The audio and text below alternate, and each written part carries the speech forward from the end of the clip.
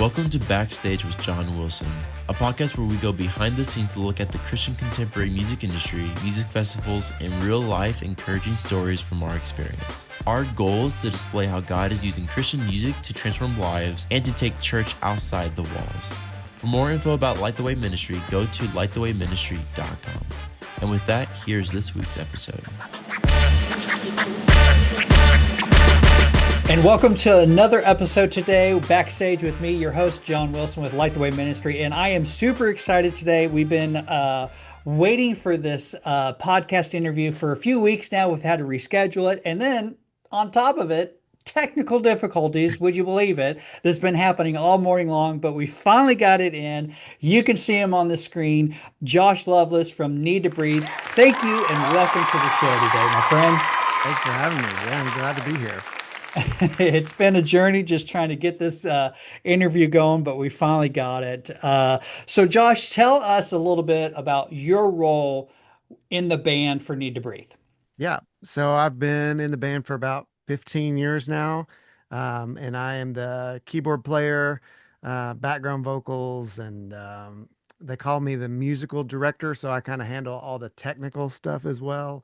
And yeah, I feel like I've hit the lottery. You get to be play awesome music with awesome people, and yeah, it's the best job in the world. That's awesome. So you're the technical person, but the technicality didn't work for our interview this morning. I see where this is Musical, going. musical technicalities. There you go. Technologically inclined, or not great at that, but the music side, I can handle some of that stuff. They're awesome. Well, so we're super excited that you guys are coming to our festival, Missouri's largest Christian music festival at Thunder Ridge this year, here in just outside of Springfield, Missouri, kind of Branson, Ridgedale area. And, this is a first for us. We've never had the opportunity to work with Need to Breathe. And also, I don't know if you've done any research on the venue itself, Thunder Ridge, but it's a beautiful venue built by the owner, Johnny Morris from Bass Pro Shops. So if you're a Bass Pro guy, outdoorsy, you're going to love this venue. And I have to be honest, I mean, I've been in the industry for a little over 20 years now. I've never been to a Need to Breathe concert. Oh yeah, I, it's it, time. It's time, man. it's Love time. it. So I'm super, super excited. I love the group. I love you guys. The music y'all has been putting out for years now. I mean, you guys are Grammy nominated, you're multi-platinum, and I'm like, well, I have not been to these shows, but I'm afraid I'm probably not the only one. So what does a Need to Breathe concert look like for those of us who have not been there? Yeah, no, I mean, I feel like for our band, I think we pride ourselves in being like a live band. Like that's if you're a fan of our band, you need to see the show for sure because I think that, what we've done on the records, is only just a taste of what it is. We bring a lot of energy. We're kind of a Southern rock and roll band. So we play a lot of high energy stuff, a lot of we're running around on stage. We start at 10 the whole time. We never slow down.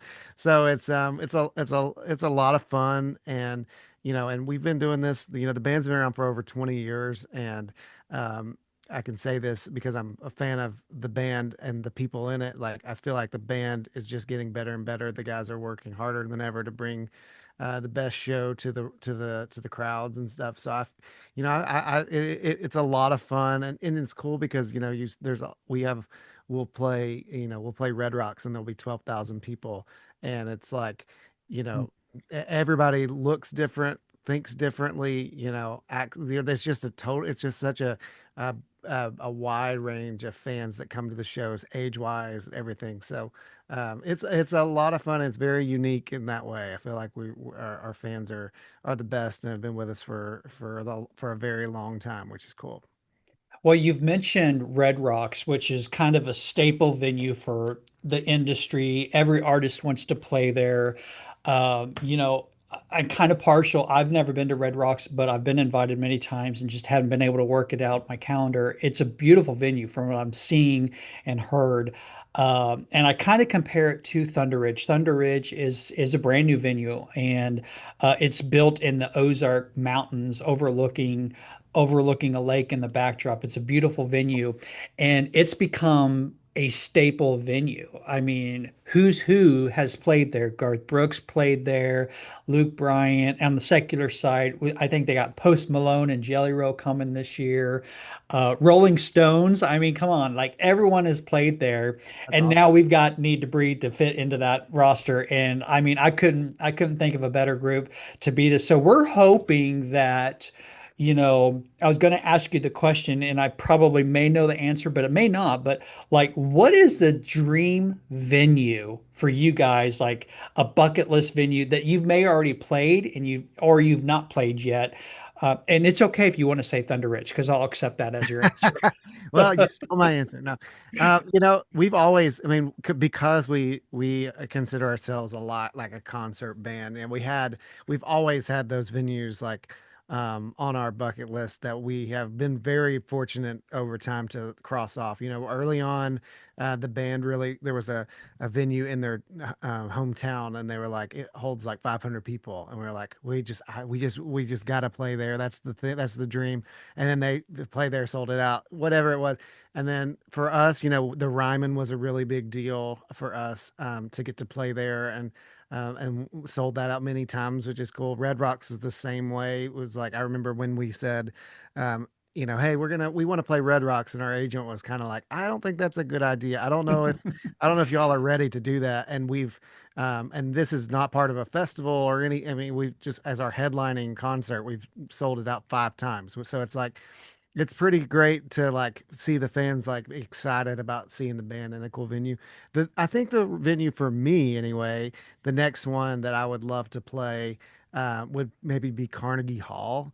I know that's kind of a weird one maybe for a rock and roll band, but we do acoustic tours a lot, so we'll go and we'll bring minimal production, just acoustic guitars and just really simple production, and we'll bring these acoustic shows into some really pretty places, and done it at the Ryman and different places. So Carnegie would be one that it'd just be a legendary venue to get to play. We were fortunate we toured with Taylor Swift back in the day, and we played Madison Square Garden and Staples Center at the time, and Cowboy Stadium. So we've done a lot of those like crazy, like wild places.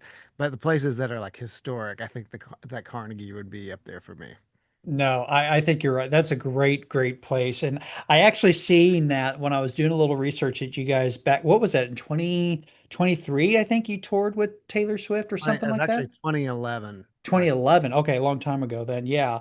Gosh, what was that like? It was All wild. Yeah, the it was crazy. We did 90, I think it was 92 shows with her. We were with her for the whole year. And it was wild. We were a lot younger, and but we were also playing to a lot younger fans. So they kind of looked at us probably like, who is this? Bring Taylor out, which was fine. And but what's funny now, we talk about it all the time. That was such a great experience for us back in the day, and now a lot of those kids that were like 10 are now like 25, and they love Need to Breathe. So, That's awesome. so they're like growing up with us in a way. And, it was fun. It was definitely weird to step out on a stage and know that everybody in the room has a t-shirt with Taylor Swift's face on it. And, they Mm. really don't want to see you. But at the same time, I think we made some fans along the way. It was a wild ride for sure. Maybe one day you'll get your face on a t-shirt. I hope so. I hope so. That's the goal, right? That's the dream. That's the goal. I'm working on it. Oh my goodness. So let's talk about how long did you say again you have been a part of the group and part of the About, band? And about 15 years now. about 15 years. And Need to Breathe's been around for what, 20, About remind me? 21, 21. 21 years? Yeah. Okay. So I was reading a little bit of history on how Need to Breathe started. And I was reading like how it started in like the shed in the back of the house, like how the band started. I mean, what can you tell me of those small beginnings, Mhm. the fight, the struggles, the passions, the emotions that go into that lifelong journey. Because not a lot of bands that's been around for this long can has that journey that's stuck through it. Because we both know the industry changes almost every day. Mhm. People change every day. Um, their paths change every day. Yeah. How has Need to Breathe for 21 years roughly have stuck it out through the hard times? I mean, what give me some examples or maybe talk about how has Need to Breathe been able to do it for so long? Yeah. Well, the interesting thing is the four guys that started the band, they grew up together, most of them. So two of the guys were brothers, and then the other guys, one of the guys, I think they went to church together back in a long time ago, and then met the drummer in college. So they were young, and they were from what I know about their story, which it's a crazy tale because Mm, they essentially told their friends and their family, "We're not coming home until we've made it." So and it took them a while to do that. They were playing really rough places, just like wherever they could play, and working harder than anybody else out there. They made sure they were doing that. So I think in a lot of ways early on that was probably um, what kept the band on the road for sure. But I think probably that's what keeps the band on the road now is that we won't stop until we feel like we've satisfied. We're trying to do what we want to do, and we're not going to stop and come home until it's done. So, mm, in a lot of ways, life has changed for a lot of us. When I started in bands before Need to Breathe, we didn't have kids.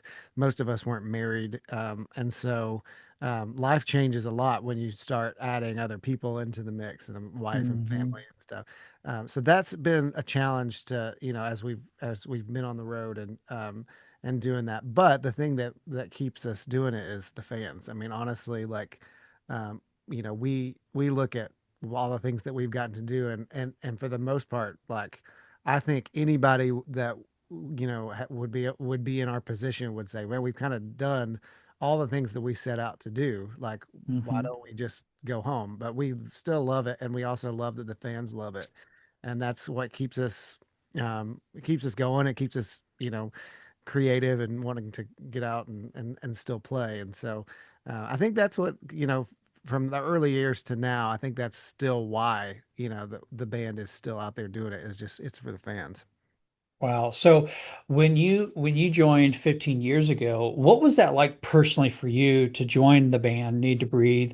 What was that process like? Did you kind of already have a relationship with the other guys with Bear or Bo? Did you have a relationship with those guys? Talk to me a little bit about how you personally got involved with Need to Breathe. Yeah, so I knew some of the guys in their camp, and I was in another band called December Radio, which was another rock and roll band, and we had done some shows together, and they, I knew them. I was actually a big fan of theirs. I thought their records were great. I remember I actually bought. I think it was The Heat, which was our early record. I think I bought it at Walmart. It was like one of those like buy this new record from this new artist for $5. And I was like, okay, cool, well, I'll try it out. And it's a great record. And yeah, so but we're friends with them a little bit, and they called me to do some piano on the record The Reckoning. Um, and that would have been like 2010. And so I came in and did that. Um, and I knew they were about to go on tour to do the Taylor Swift tour. And I told them, I was like, if you need anything, if you need somebody to push some cases or whatever, it's like, Mm. it'd be fun to hang out. And it kind of turned into, do you want to play on this record? So play on this tour. And then I haven't left. So it's wild to think about those early days. It was a whirlwind. My first major tour with the band was that Taylor Swift tour. So Wow. it was a big undertaking, to get out there and do it. It was a great experience, but it was also a lot of pressure, a lot of, we did our best with what we had, but we were young and we were trying to figure it out. But yeah, it was really, it's really an honor that I got to do that. That was the first tour. And to think that that was 15 years ago is blowing my mind a little bit. Wow. I can't even imagine the butterflies you had that first date on that tour Mhm. in front of thousands of people. I mean, for me, all I would think is, don't screw it up, John. Don't screw it Sure. I feel up. like I'm still that way now, but yeah, it was definitely that. I mean, it's such a wild thing, like thinking back on it, like it was for me, it was I was a big fan of Need to Breathe. So the opportunity to get to play for the band was such a cool thing for me. And it Mm, made a lot of sense in my head because I was like, I was a fan and I did know them, and it was kind of a natural progression in some ways, but it was still mhm, like a dream job, and an opportunity of a lifetime. But then you add on top of that that you're playing, in front of, one of the biggest artists in the world at the time, and still is, but at the time she still was. And you got, mhm. celebrities out there every day. You got, Justin Bieber and Selena Gomez and, Ellen DeGeneres is just hanging out in the dressing room. You're like, what is this life? What is this world this is weird. So it was definitely a weird time in that way, but it was a good introduction to to the music business, to touring and all that. And I think we're still to this day very thankful for that time. Yeah, it sounds like it. And I would say that too, uh, you guys have been together for years. You've been a part of, like you said, 15 years. Um, and it's evident to see outside looking in that it's more than just a band. You guys are a family. You do so many things together, not only on stage, but even off stage. You guys go through a lot together, I'm sure. And just recently, you guys have gone through a time where you're celebrating Seth with the news of him becoming a father, him stepping down. And you guys are there just, I mean, you could talk a little bit about it, but you guys are his cheerleader. You're rooting him on. Talk a little bit about what that looks like for you guys when something like this comes down the pipe for y'all. Yeah, with um it is like a family. It's like a marriage, a really weird and complicated marriage with five guys. Um, but it is, it's for for all these years, for 15 plus years, there have been people that have come and gone, and you know, we all go through seasons of life where this makes sense for us, and then we go through seasons of life where maybe this kind of job doesn't make sense. And it is bigger than us, but it's also something that we um, hold maybe loosely, knowing that this, even if I never left the band, that doesn't mean that the band couldn't end. Like I'm having to hold this fairly loosely, knowing, the way the music business is, the way other people are feeling in the band, the Mhm. fans just stop listening to our music. There's all kinds of variables. It's not just that. So, with Seth, it was, I could see it from a mile away a little bit, being a dad. I know how hard that is to just go away and not come back for a long time, especially when your kids are really young. And so I saw that it was weighing on him. I tried to talk him out of leaving. I Mm. still probably am trying to talk him out of leaving, but I also support him. And I, the band, Need to Breathe is bigger than any individual. I do believe that. So like, and we've proven that over the years where it's just like the fans, they want to hear the songs, and I think that they care about us for sure. But I think that at the end of the day, like the music means something to them, and we're very, we're kind of boring people, a lot of ways, but like we get to play awesome music, I think, and we get to create awesome music. But at the end of the day, as much as people like us and like I like Josh, whatever, I like Seth, like they really like the band and they like the music, and so it's like I feel like, you know, um, I feel like that there's a freedom in that to, as life changes to like to go with it and to be comfortable in your skin and know the right decision for you and your family and I think for him this is the right decision. As hard as it is, I think it is the move to make, and it'll be weird to not have him there, but at the same time, it's great that he's leaving on good terms, and Mhm. he'll probably be back sometime to play again, I'm sure. Yeah, well, and I love how you said that Need to Breathe is not a individual artist, it's a band, right? It's collectively, and I love that. And I love how you guys support one another because it really shows the roots of what you guys stand for on believing in one another, believing in your faith, and your walk with the Lord and things like that too. I think that stands out. I mean, even the name Need to Breathe was the name was inspired by a sermon um, that they first that about God and gave Adam breath and things like that, so that symbolizes God's presence. And I love how that name got generated. I want to talk a little bit about the band's uh, faith and purpose, because you guys are both in mainstream and also in the faith industry as well.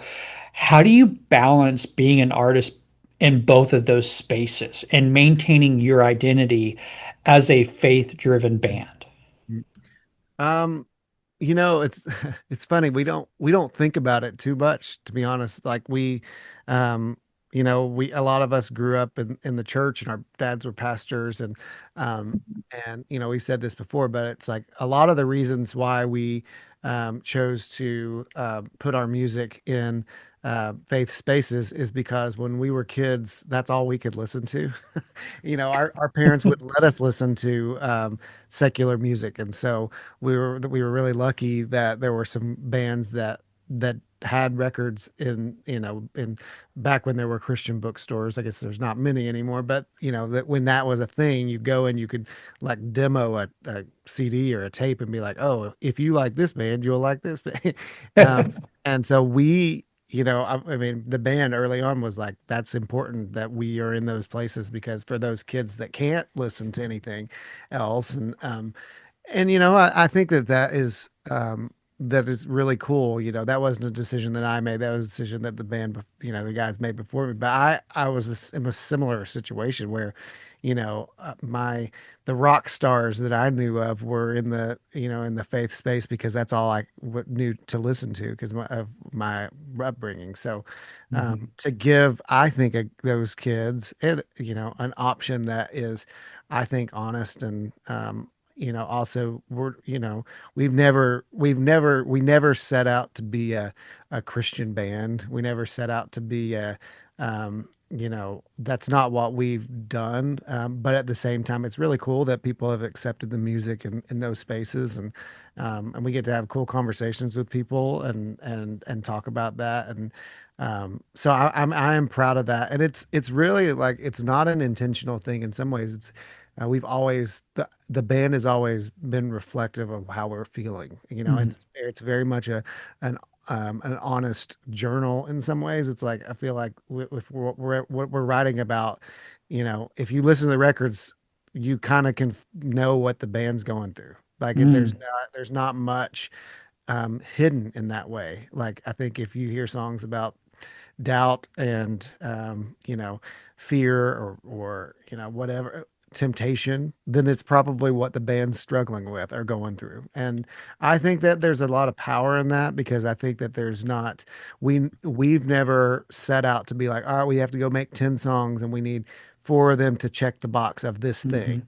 Never have done that. And so, like, the fact that any songs that we've had have gone into any format or any whatever space has been totally just the people that have listened to it and have gravitated toward it, which I think is really cool. That it doesn't feel, it doesn't feel put on, but it also isn't, which is cool. I think so. Right. And I think too, in today's world, people need to hear the now stories. And those now stories are your music, is your songs, it's your lyrics. It's like you said, it's things that you're facing now, or maybe the band faces. and that's what attracts people. And I think that's so awesome how you're able to bring both worlds together. And it's super cool. Talking about music, you guys just released back in March a single that features Tori Kelly, I Got a Story. Okay, how did that come about? Because that's a pretty big milestone right there, I would think. And maybe talk a little bit about that and what's what's that like working with Tori Kelly? Yeah, I mean the song, it's funny, during COVID, we were writing a bunch. Barrett was writing a ton and bringing stuff Mhm. to the band and it's crazy. During COVID, we made two studio albums, two live albums. I mean, like we were as busy as we've ever been because that's all we knew to do. Just we Mhm. can't tour, let's go make some records. So Bear had you know, probably 100 songs that never were cut, that were just demos. And he would send them around, and some would resonate at the time. And, some we were like, well, maybe down the road that will come back up. Well, it was wild because we were approached by Amazon to do, they had the show House of David. Um, Mhm. and we were approached to them to if we wanted to write an original song for the movie or for the TV show. And Bear was like, "Well, I think I have this song. It's called I've Got a Story. It kind of fits the David narrative." And listened to it, and they were like, "We love it. Let's do it." And so we had, it's funny. Like a lot of the song was done 2 or 3 years ago, which is kind of crazy now to think about it. Mhm. Um, and we've been fans of Tori's for a very long time. We've crossed paths a lot and kind of run in some of the same circles. So we knew her about her and we found out she was a fan of the band. And so it was a really easy like we were like, what about Tori Kelly to sing on this? Mhm. And she loved the song and it resonated with her too. And we've done a lot of collaborations with other artists over the years, Yeah. and this one was such an easy one to do because she was totally ready to jump in and do the thing. And we've done a bunch of performances and videos and stuff with her, and she's the sweetest and one of the best singers, if not the best singer I've ever heard live in my life. She's an insane talent. So we're pretty lucky to have her on the song. Wow. Well, you're right. I mean, you guys have done a lot of collaborations, so it's nothing new for the band. I mean, back in 23, your album Caves, I mean, you did collaborations with Carly Pierce, Judah the Lion, Old Dominion, which I love Old Dominion. I mean, so many. Yeah. And it's not unusual for you to do that. And I just think it's cool how different artists from different styles are collaborating and make even more unique stories happen for the fans. So I'm going to ask a couple questions here, and it may take you a minute to think about it, and that's okay. But you guys have done a lot of touring. You've been to a lot of communities, been to a lot of cities.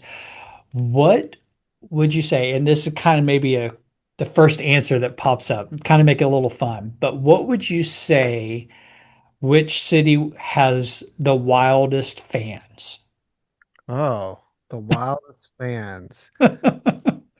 Um, man, I'm trying to think of the actual, like, what exact city. I mean, we've played a ton of shows, but Yeah. there's definitely we've played a bunch of like college shows, like college towns. So like Sioux City, Iowa. I remember like we played Mhm. there, and like people are just wild at they're just like, it's a college town. Like we're playing there, on a Friday night or whatever. I remember one time early on we played there, and somebody this was early on in our career, but somebody dropped like a piece of paper at the merch table and said, "Hey, if the band wants to come play cornhole at our fraternity or come hang out." And we were like, "Do y'all want to go?" We were like, "Sure." So we literally drove the bus to this place. And then back in the day, I guess it was Twitter, but we tweeted out the address to this person's house.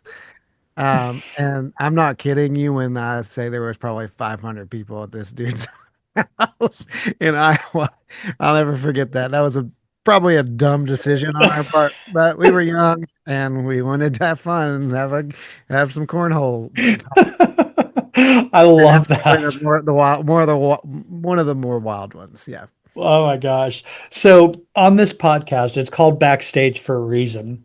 And a lot of people love to know the behind the scenes kind of stories. Can you think of another time? Again, I know you've been on the road for many years, done a lot of things, so you probably have many, many stories that you could share, and probably some you probably don't want to share, and that's fine too. But maybe think of something that you'd be willing to share that happened backstage that just like it, maybe it was a hilarious moment, maybe it was a ministry moment, or maybe it's just kind of like an embarrassing moment that happened. Anything that kind of sticks out to you along those lines? See, oh, I mean, like the Rolodex is just flying through right now. There's so many. The first one that comes to my head, which is, it's kind of funny, but it was scary in the moment. Our drummer, who's been with us for ever now, they're probably 13 years as well, like pretty long time.